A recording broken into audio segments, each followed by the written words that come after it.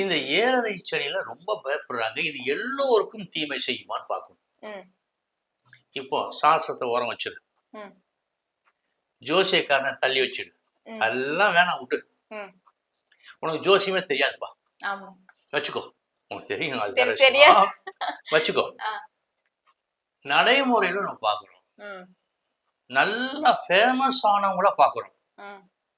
அவங்க வாழ்க்கையில அன்றாடம் நடக்கும் நிகழ்ச்சி வெளி உலகுக்கு வெட்ட வெளிச்சமா தெரிய வரும். அவங்களை பத்தி நல்லா தெரியும்.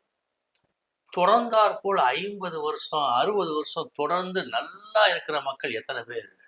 கொஞ்சம் கம்மி தான் இருக்கிறாங்கல்ல. கொஞ்சம் கம்மியோ அதிகமா இருக்கிறாங்கல்ல. அப்ப 7.5 சனியை விட இவங்க ரொம்ப பலவானுங்களா? இல்ல.